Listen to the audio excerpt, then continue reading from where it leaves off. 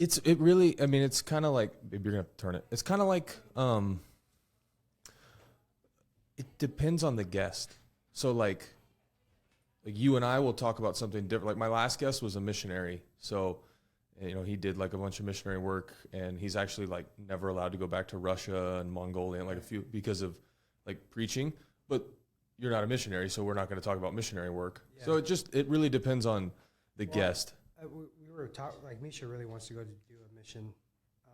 Oh, okay. We go to the crossing, and they're doing missions coming up in Mexico.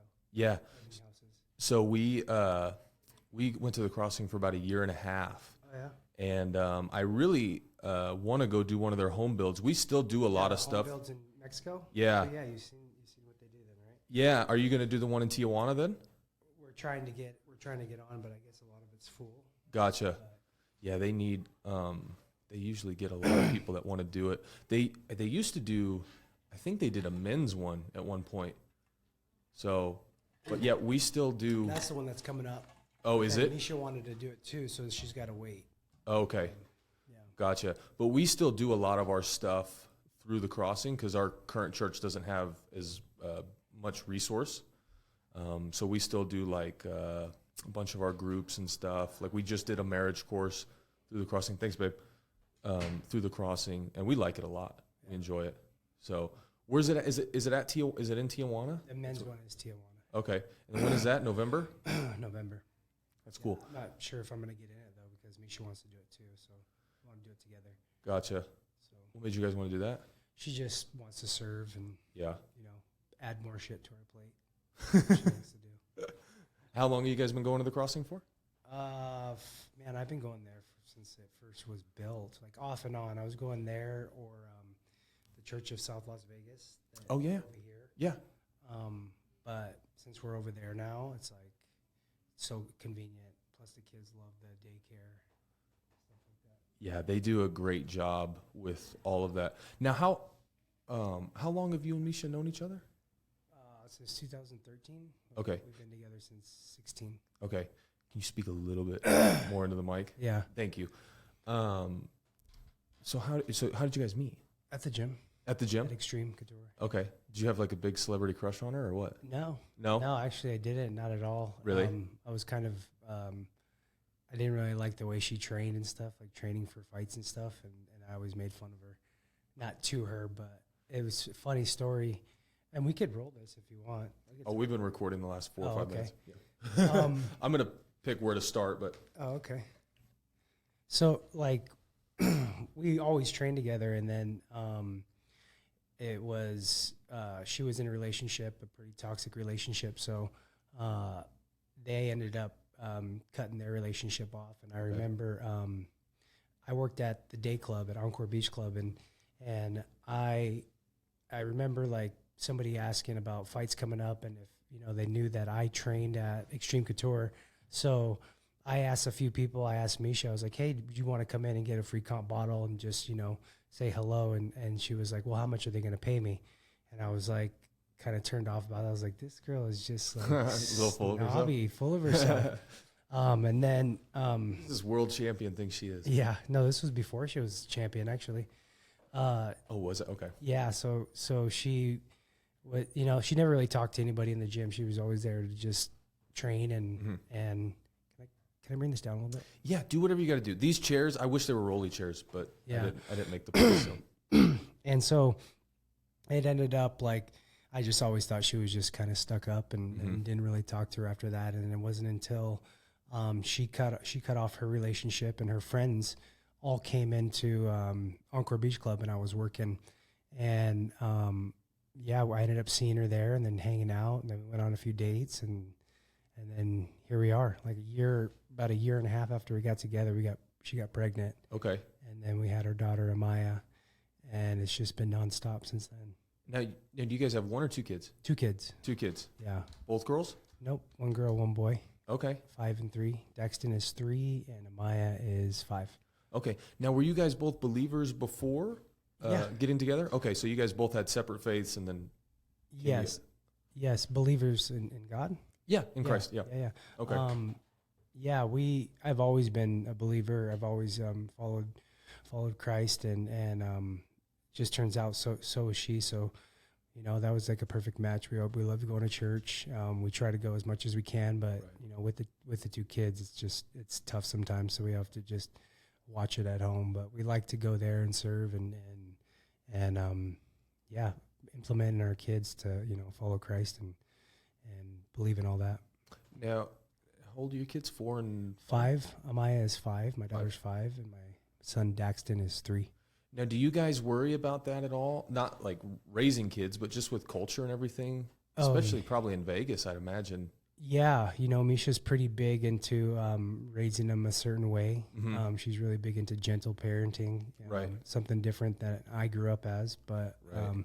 she's actually researching a lot about how to handle kids and how to raise them with their feelings and being able to express their feelings and not hold anything in and let people know when they're having a certain way or they're feeling a certain way, even if they don't know what they're feeling. Right. Misha's like, she's really, really, really into that kind of stuff. And I kind of just leave all that stuff up to her. Okay. And I just got my trust in her that she's doing the right things and she's researching the right things.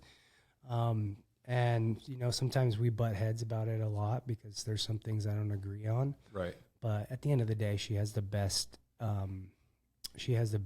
like, in mind for the kids. And that's all she wants them to do is just not grow up like we grew up, you know, the ways that we did. Right. Now, I saw an interview you did a few years ago. I think, is the Evolve Training Center, was that in Singapore? Yeah, in Singapore, I was on the Evolve Fight team. Okay. Now, was it your job that moved you guys out, or was it hers? It was, well, how it all happened was we had our daughter, and about 6 months later, I was one championship, and Evolve had a tryout for a fight team. Okay. To go out there. They pay you $50,000 a year. You get a 6-fight contract, and I went and applied for it. Or me and Misha talked about it. We're like, hey, what do you think if we apply for this? Like, you know, and it just turned out like Chatri loved Misha. He took us out, or he flew us out there. You know, she kind of had an interview for a VP spot for vice president, and he was like, yeah, why don't you guys move out here for at least a couple of years, and, you know, Johnny could be on the fight team. I got a contract with one championship, and then she was the vice president for one championship. So how does that work, her being the vice president? It's not like it's a weird deal, isn't it? It is weird because they have like 5 or 6 vice presidents. Okay. And you know, one championship is a lot of, you know, they like to put stuff out in the media. So like their headline was Misha Tate, vice president, even though they already had like Rich Franklin was a vice president. So I mean, you couldn't say no to the contract. You couldn't say no to that kind of money. It was just like a no-brainer, especially for me getting paid just to train. And so we had a lot of problems with me actually getting fights, even though I was out there. It was just like, man, this sucks. But I couldn't complain making $50,000 a year just to train. And then so that 50, that's on top of whatever you make for the fights. So that's literally just, hey, go train. Here's your basic expenses covered. 2 times a day, 6 days a week, just to train. So it was pretty good. Now, was that the first time that you had like an opportunity like that to actually not have to work a job? Yeah. And go train? Yeah. I you know, since I moved to Las Vegas in 2009, I you know, worked at the gym, and I was just making pennies and doing personal training and, you know, just barely getting by. I got into busing over at the day clubs, and man, there was just so much good money in that. So it was hard to leave that. So that's what I did this whole time, was train and work on the weekends, and I made it work and made good money. I made good investments, and then I ended up, you know, partnering in a couple home health cares with my coach and my mentor. And that's when I met Misha, and everything just came together perfectly. And then I got the opportunity to go to Singapore. Now, was Singapore, that was, so how many years after The Ultimate Fighter was this? The first Ultimate Fighter I was on was in 2015. That was with Conor McGregor and Uriah Faber. Okay. And that was 2015. So it was about 2.5, 3 years after we went over to Singapore like end of 2018. So Okay, so a few years before. yeah, after that No. The Ultimate Fighter was before Singapore. Singapore. So I was on 2 Ultimate Fighters. And then were you with Dillashaw and Dillashaw Garbrandt? and Garbrandt. Okay. That was I believe in 2017. Those are both intense seasons. Yeah, they were. What were you around a lot? Because what? Okay, so with Connor's always getting into stuff. Yeah. Who did he get into it with during that? Was it Garbrandt? Cody Garbrandt, yeah. Okay. And it was weird because Cody and TJ were teammates. And Cody was It's so weird, isn't it? Cody was Defending TJ, right? defending TJ. Because Connor like spotted it early and called him a snake because of the Dwayne deal, right? Yeah, I called him a snake in the grass, and you know, that's one thing about Cody. He is loyal. He's a loyal friend. Yeah. So I mean, he'll go to bat for you for anything. If you're his pal, then he'll go to bat for you. Now, were they friends or were they just teammates? And it was like, this is my teammate. And No, they were friends. They were they? really good friends. And you know, I think that whole ordeal just kind of got blown up by the media, and it kind of made it bigger than it was because they were friends until they, you know, the media and everybody just said they weren't, so they just couldn't be. What actually happened? Do you know? Like who, if you had to take a side, because I've been around Cody and I've been around TJ, and they both seem. Oh no, yeah, they're great guys.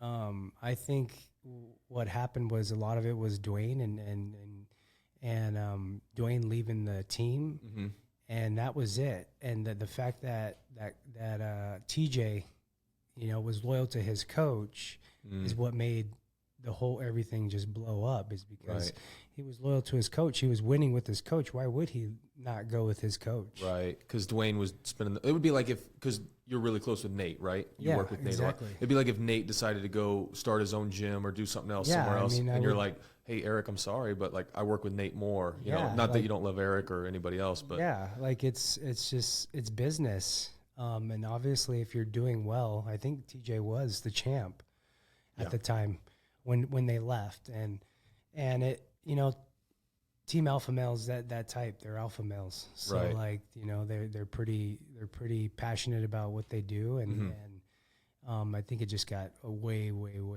overblown by the media and everything. Okay, so you deal with all this. They're friends, and were you on Connor's team or you on Cody's team? No, I was on Cody's Faber's team. So I've always had a relationship with Faber, even when I was in college. Okay. He wrestled for Davis and I wrestled for Boise State.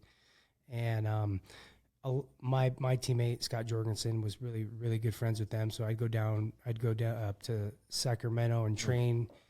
So that was like one of the big ways that I even got in, because Faber, we were friends, and then somebody got knocked out. And they gave me a chance to come back in, and I got in just pretty much by being good friends with Team Alpha Male and Faber. So I was on Faber's team and I was on Cody's team for the second season. Okay, which one did you? I guess I didn't realize you were on two. Which one did you do better at? Oh man, I lost on both of them. So I think the first one I did better at. The second one was at 170. So, you know. And you're a 55er? I'm a 55er. Yeah. So the second one, I just had the opportunity. I remember I was like, they were doing the 70, the welterweights, and Gary, one of the head producers, like, I was eating sushi, like having sake. He was like, hey, man, would you be willing to come in? One of the guys didn't make weight, and they need somebody to fight Krause next week. Oh, so that's when you fought. It was James Krause. Okay, I get him in. Does he go by Jimmy, or is there another? There's a Jimmy Krause. Oh no, Crute. Jimmy Crute is who I'm getting. Yeah, that's right. James Krause. And I was just like, yeah, fuck it. You know, it was a good payday. So you came in just for that fight?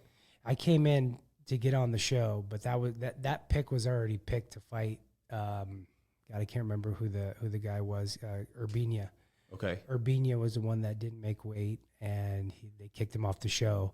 And they had to bring somebody in, and I was here in town. You know, I was in shape. 170 or so I didn't walk around probably 170, right? Yeah, 75. So it was easy. So it was easy. But I think the first the Faber Connor show was the better one, of the one I competed. I thought I won the fight, but I didn't get it. Went to the third round, and I ended up losing the decision to David Tamer. Who's from Sweden. Is he still in the UFC? Yeah. Is he? Yeah. Okay. I don't think he fights very much, but it was a fight that I should have done better. Yeah. Then I ended up fighting Ryan Hall. Okay. Yeah. Gotcha. In the first season, yeah. Ryan Hall was who I picked to get in the house, and I lost. He jacked up my knee, and then what was it? Somebody brought. No, was it TJ? I'm getting confused. Ryan Hall was in the first season, yeah, and David Tamer. So I lost to Ryan Hall. Then I got back in, and then I fought David Tamer. Yeah, Gotcha. So I was like 0 for 3 on Ultimate Fighter. Now, when you go on Tough, what are the parameters? You can't bring anything, right? No. You could you bring? Now I know they used to not let you. Could you even bring a Bible? Yes, I did bring a Bible, and that was actually that Faber and McGregor show was the first time I actually read the Bible page to page, Like cover to cover. Yep. In those 2 months. In 3 months. 3 months. Yeah. Actually, it was like 7 weeks. Yeah, 8 weeks. Yeah. Okay. So on that show, don't they just try to get the guys drunk and get them all in the house? Like, is there times where they kick you out of your room and say you all have to be in the same area? Okay. I mean, sometimes it kind of got a little more chill. The second one I was on, but yeah, the first one it was like they just give you all the alcohol, and usually everybody at first is like the first couple weeks everybody's like not touching it, and then after the fights start happening and people start are happy that they won, they made it to the next round, then everybody starts to get a little bit more wild, and then guys are like, oh, I'm out. It escalates and it escalates and it escalates, and then fights happen. Yeah. I was actually on the show with Julian Arosa, who's on our team now. Yeah. And he got into some pretty heated fights while we were on the show. It was funny. Wow. Yeah. Are they all on the show? I haven't watched that season, so are they all on the season? Yeah. They are. Yeah, it's a pretty interesting season. Is there anything like when you watch the show, what changes from does your life change when the show airs? Is anything? Not necessarily. I mean, it's probably a little bit different. At first, after it airs, people don't know what's going on, and we're contracted to not say anything. And if we do, we can get in trouble, a lot of trouble. Yeah. So I mean, once the season's over, depending on how you do as well too. I mean, if you're in the UFC, obviously your life changes in that aspect. But as far as people knowing who you are, yes, yeah, it does. Sometimes how you act on the show, Yeah. Not a lot of people remember the quiet ones that Right. don't talk shit or don't say anything. Right. You don't actually get any TV time. They don't air boring shit. The boring guys. They don't air. It's not like Big Brother where you're watching it 24/7. It's it's literally if you're not talking shit to somebody. And that's what Julia and Arosa did really, really well, because you know him, right? I'm sure you'd have to show me. Here, let me look them up real quick, just because. I can pull him up. Yeah, pull up the picture. He in that show was the funniest dude. He was in my room. He was one of my roommates, and they used to call him Juicy. I mean, he called himself Jizzface. Juicy Jizzface. That's of all the nicknames you can pick for yourself. That's probably the worst. But he would have a bandana on, and it would say Jizzface on it, and he would have a cigarette. So he played into it. Yeah, he played into it really, really well, and he was just like that wild guy. And then we get out of the show, and he's just chill, just normal. So he put it on for the camera. Yeah. I mean, it was smart. Was there anybody that you were around, like the Connors or any of his coaches or any other fighters in your 2 seasons, that you're like, man, this is just a completely different guy than what I've seen, or even Dana or anybody? Was there anybody that completely puts it on for the camera? Connor, for sure. Absolutely. Connor was really cool. I mean, this was earlier in his career too, but this is before the Aldo fight. Yes. Because the Aldo fight happened right after, because he never fought Faber. Yep. Yeah, it was Aldo. I don't get service in here, man. No worries. Yeah. Just Instagram or Juicy J, Julian Arosa. Okay. But yeah, he was really cool. He was really chill, but that was earlier in his career. He wasn't the Connor he is now. But he was probably the biggest one to put it on for the cameras. And, it's escalated since then. Yeah. But nobody, like, did it surprise you being around him, or did you not know who he was at the time? He would just that was like his first stardom. Oh, yeah. Juice. Yeah. Yeah. Not tall Juice, or not the same Juice. Not Zach Juicola. Yeah, other Juice. Yeah. It's funny. So my wife, Michelle, Zach's Juicola's wife, actually just started a podcast too. Oh, yeah? Yeah. That's funny. So her and Kat are like best friends. They go to Bible study every Saturday together. Oh, nice. So it's funny. That's cool. But, okay, so he completely played into it. Now, did you know him before? Julian? Yeah, Julian. No, I Okay. didn't know him at all. I kind of thought he was a nerd. And I was just like hoping to get to fight him.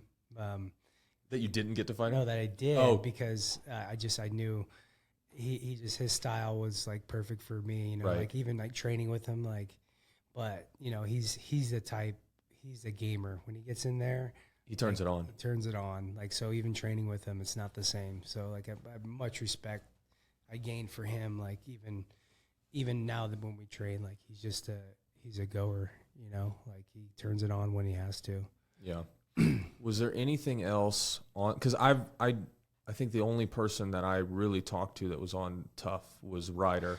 Oh, Ryder, yeah. Yeah, and I haven't asked him a ton about the show. I've asked him a little bit, but I guess I'm just curious because to me it seems like it would be the hardest thing in the world if you had a family, because like you can't even call him, you can't talk. Oh to him. yeah, I didn't have a family, so it was easy. Okay.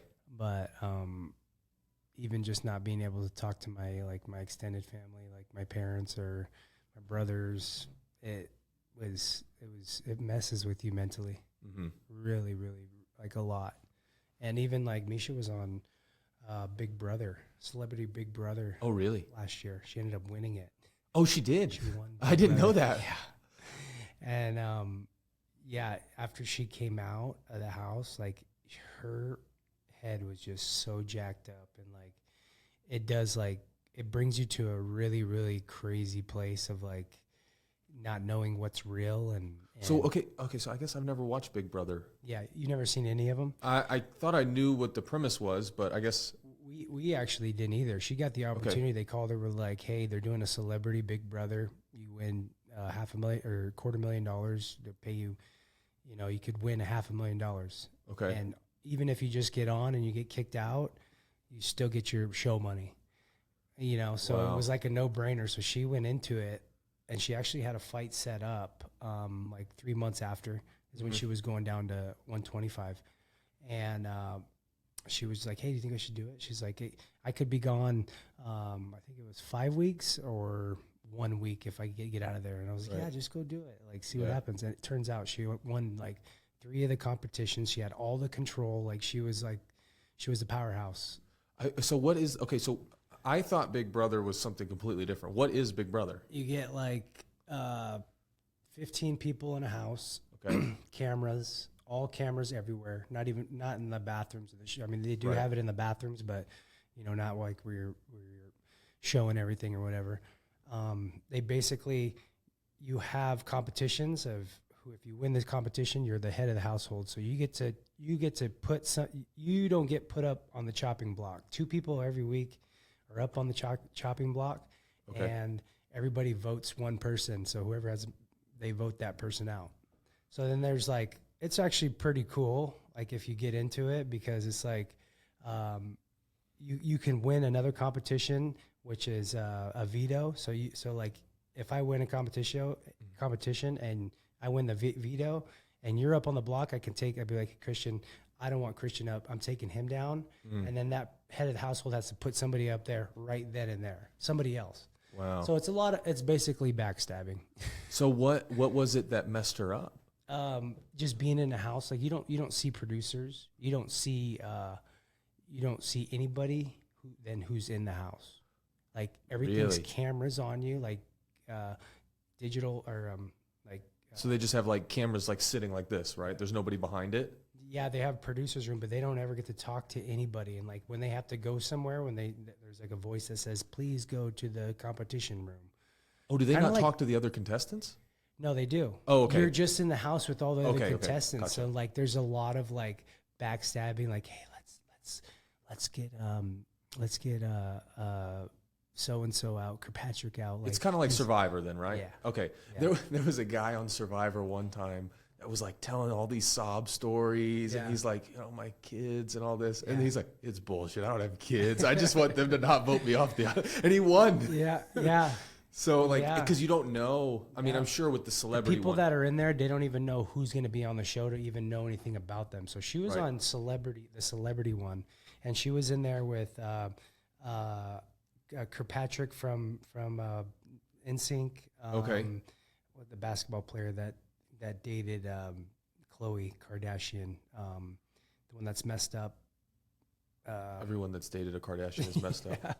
But before they went, and then they're worse now. Yeah, and the Night of the Roxbury guy. Who was the most famous person? Man, I would say either the NSYNC guy or the Night of the Roxbury guy, or there was a lot of people like the housewives of so and so. There was a few of them on there.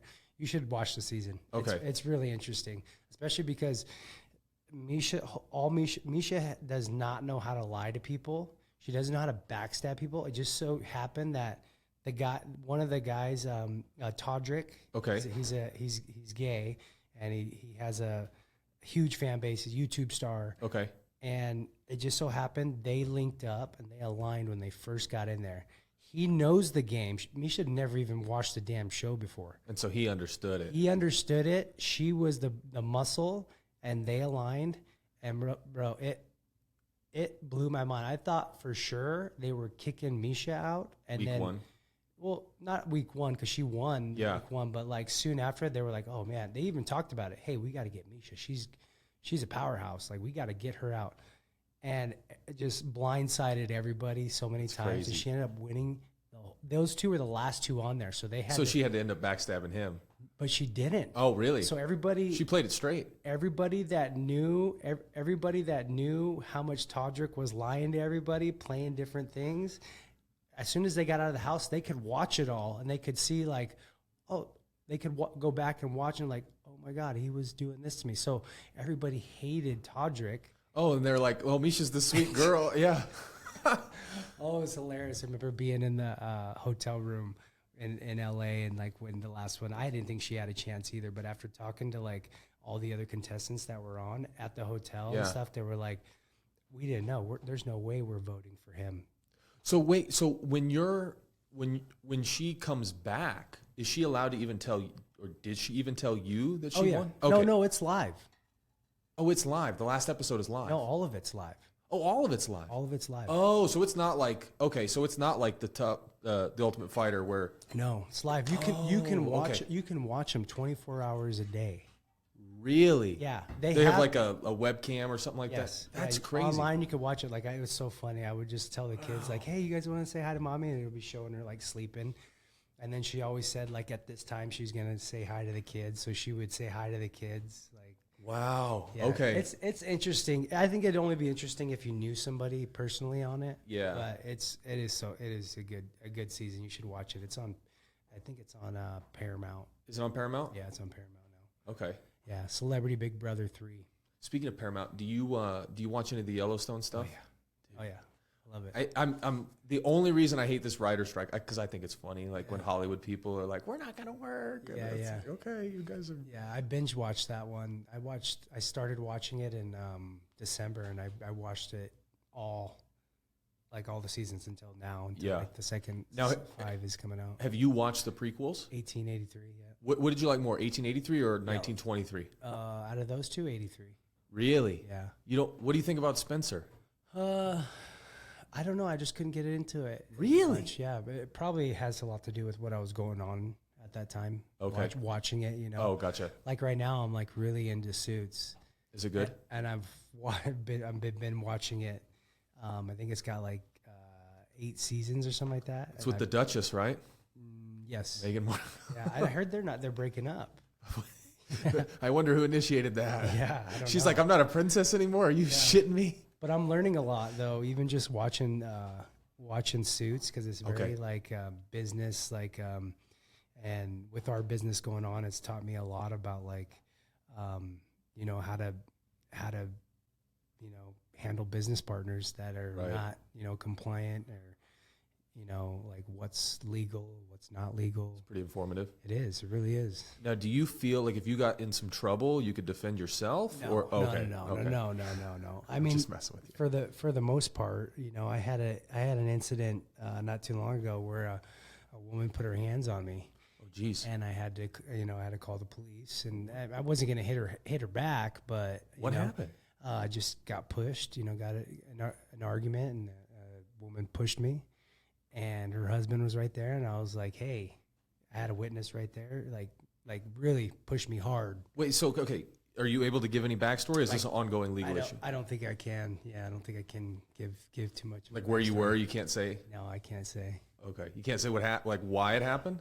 Just a confrontation of you know, business. Did you know the lady? Yeah. Okay. Yeah. So I mean, all that aside, is like I had to call the police and like really like show her. My daughter was actually even there too. Oh. Didn't see the push, but saw everything going on, all the yelling and stuff, and I couldn't just let my daughter know that it's okay. You know, I told her she pushed me. Right. And I just couldn't let my daughter know that it's okay. That, you can't just assault people. Yeah. Yeah. And so called the cops and are you glad Misha wasn't there? Well, that was, yeah, I'm glad she wasn't. You might be in a little bit more trouble than you are right now. Yeah. So then the cops came and you know, it was like an hour and a half ordeal, and cited her, and they were like, okay, do you want to press charges? And I, you know, just saw her crying, and she's got kids too. And I'm like, to have a battery charge on your record, a misdemeanor, I was like, you know, if she sincerely apologizes, right. Yeah, you know, I don't have to. I just want to show my daughter that this is what happens if you put your hands on people that you shouldn't. Yeah, and they need to know that too, because a lot of times when there's violence, people don't just stop at one instance. Yeah, you know, like especially if they get away with it. It escalates. You know, so it's like she might have put your hands on you, but then she does something else, and it's like, and she might hurt somebody, or she might get really hurt. Like you said, like Misha could have been there, and you just never know. Like you hit a world champion's husband. Yeah, like you're probably not going to come out of that in a good spot. Yeah, it was fortunate in that aspect. But the funny thing is too, is after I did, you know, I go out there with the cops and I'm like, look, you know, I just want an apology, sincere apology. Yeah. And she's like, you know, Johnny, I'm always sorry. You know that. I'm sorry. It just escalated. I'm like, all right, well, you know, I'm not going to press charges. And she's like, oh, okay, so what do I do with this ticket? She has a police officer, and the police officer goes, oh, you can just, you know, just throw it away. And she's like, then the other police officer gives her a card, says, do you still want to trespass him? She's like, yes, I still want to trespass him. So she trespassed me after I let her off. What?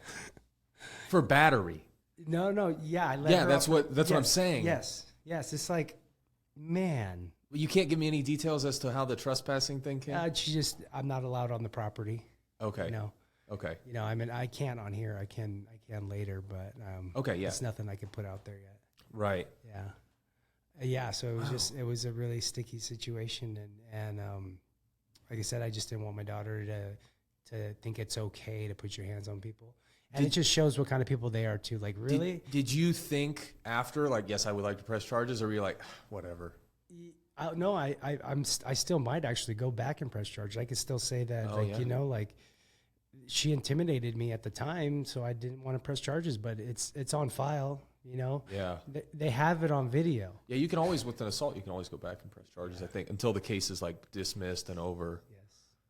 Yeah, that's crazy. Yeah, it's pretty. And I'm not the type to like call the cops. Yeah, but they try to get me for verbal assault. How is that a thing? Because after she pushed me, her husband, I said, hey, I'm not going to hit your wife, but you need to come outside with me. And he told the cops that I told him I'm going to kick his butt outside, and so they were he's trying to get me for assault. After all that, you know, I talked to the police afterwards, and I was just like, they were like, you should have just press charges. Press charges. Yeah. I'm like, man, dang, I wasn't getting that vibe from you guys. I was like, man, I just wasted your guys' time. And I was really, really sorry, kind of embarrassed. Like, I didn't go follow through with it. So how does somebody say that their apology is sincere and then they go around and do that? Yeah, it's just, those are the type of people. That's crazy. Yeah. Huh. It is crazy. Now, are you're tied up with this legally, or? No. Okay. I think that's done with it now. Okay.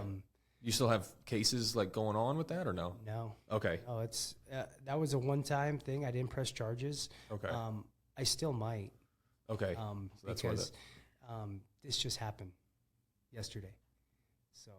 Oh, this whole thing happened yesterday. Yeah. Oh, I thought this was like months ago. No. Oh. No, but that's all the details I could probably give on it. So. Yeah. What do you think? You think you would have done anything if your daughter hadn't been there? Because there's been situations like. I think so. You could. Yeah. Okay. Yeah, I think I might have done something different. Because I've like bowed up a few times with people that I probably normally would be like, whatever, because my wife was there. Yeah. And I mean, I haven't been in a fist fight yet because of that, but I would imagine my fuse would be a lot shorter. Yeah. If I was seeing red a little bit. I was like kind of shaking because I was just like totally thrown off by the whole situation. Like, yeah, I'd imagine. Just like I had a hammer in my hand too, like because I was fixing something, and she, it was bad. Huh? That's and super. It weird. Wasn't just like like she came running at me. Boom. Really? I effing hate you. Now what? Now you and Misha, you guys have a wellness business. Yeah. Okay. So explain that. What's it called? Because I want you to get some business if there's anybody listening. Yeah, I don't want to say that. Oh, okay, okay, my bad. I don't know if you get that vibe or get that, you know. Okay, gotcha. Yeah, so she's involved. Misha's really involved into homeopathic wellness, and hyperbarics and pretty much biohacking. Okay, she's like huge in like when I tell you, Christian, like she's like obsessed with it.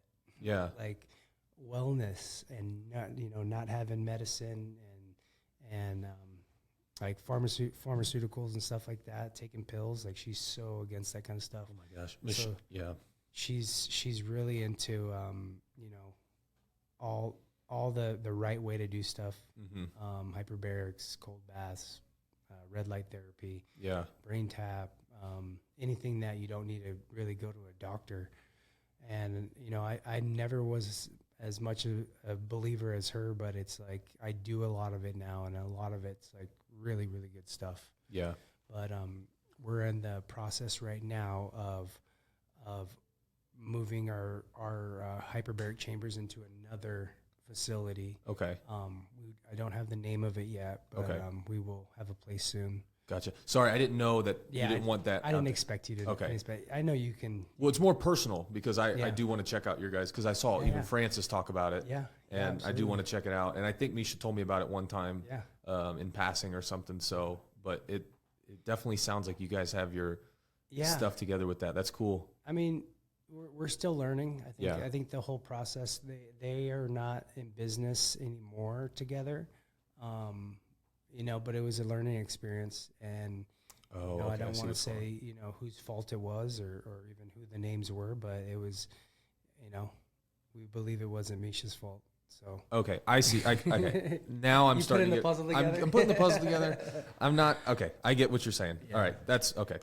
I thought this was something random that happened months ago, but okay, I see what's going on. So I saw an interview. You got to get going here in a minute, don't you? No. Okay. Probably got like 20. Okay. I saw an interview you did. I think it was one of the Evolve, but you talked about your upbringing. What was your upbringing like? I grew up in California.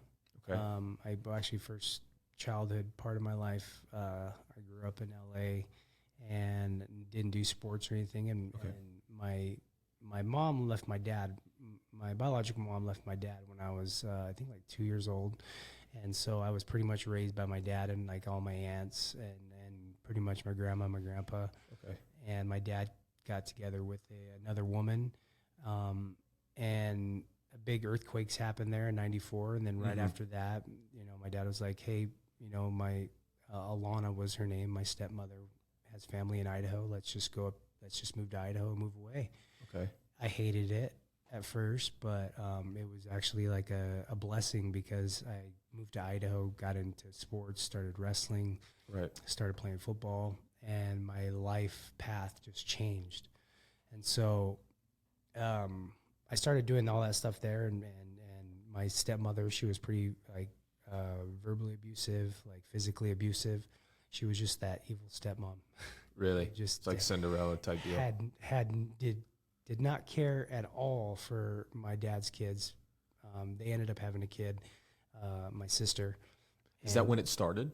Was with when your sister, or no, was it before? It was before and after. Like everything was just we weren't her kids, so it didn't matter. When okay, I'm just trying to get dive into it a little bit. When did that start? Was it after the marriage, before the marriage? It was before. It was even when we lived in California. Oh, so she was horrible to you guys before he got married. Always been. I didn't remember a time where she was just loving, like.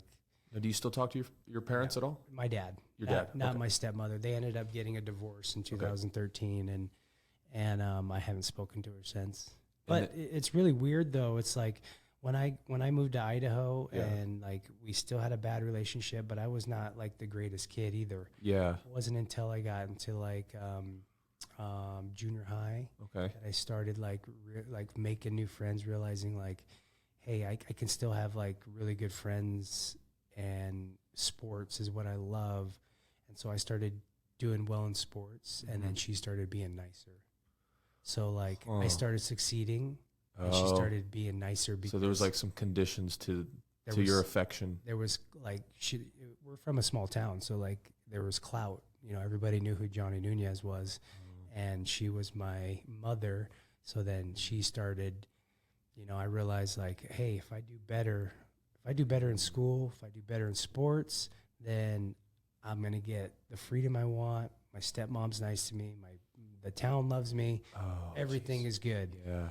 And everything was good. She started calling me like her son, like she's my mom and stuff. But I got two older brothers who didn't follow in the same path as me. That they got the shit into it. They got in a lot of trouble. Got sent away.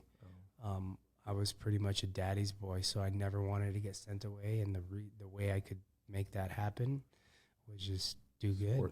Sports, succeed. Don't do drugs. Yeah. I drank in high school, but didn't want to leave my dad. So after I think probably 4 or 5 years after college, 2013, they got a divorce, and the way she's treated my dad, I couldn't. There's no way I could ever even speak to her again. Yeah. Yeah. What kind of messages did the conditional love send you?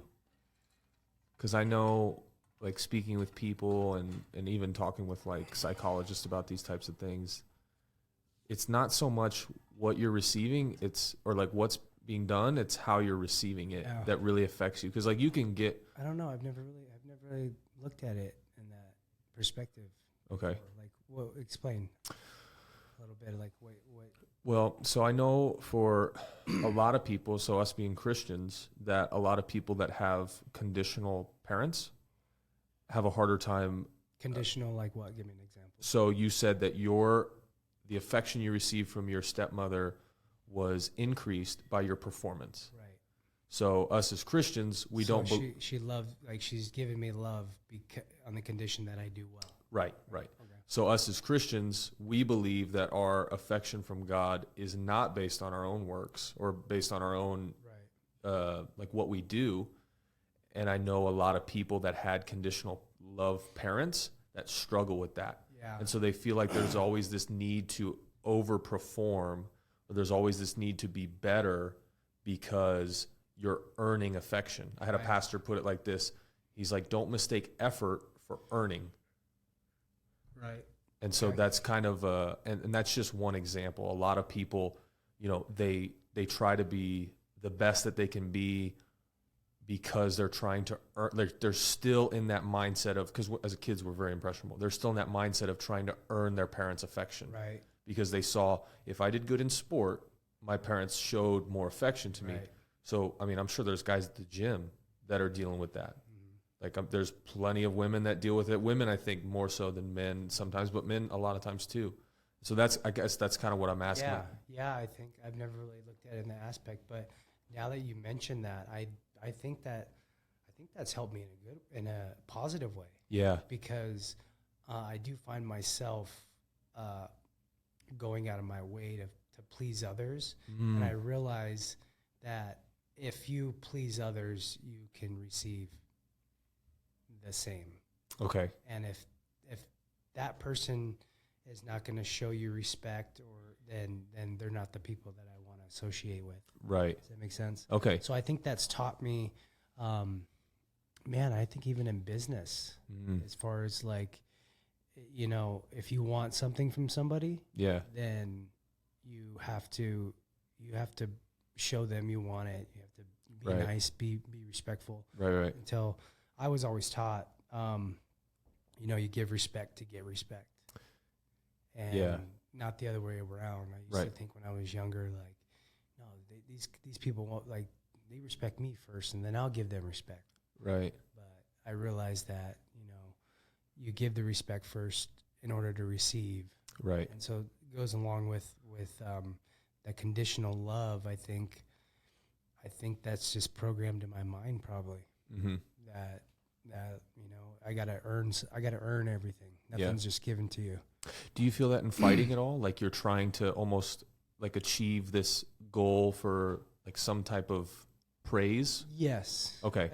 Earlier in my career, yes, absolutely. Okay. Like I would, you know, even being an amateur, undefeated amateur, you know, I always loved the support I had from my family. Yeah.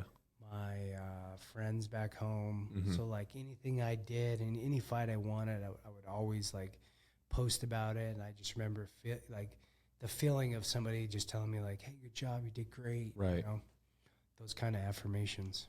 I think that's a lot of social media culture too, is like, I think as humans, we desire affection, but we also desire like some type of praise. Like that's why most people do anything. Like that's why most men go to work. Right. Like men would be fine just like having a hotel room and like, okay.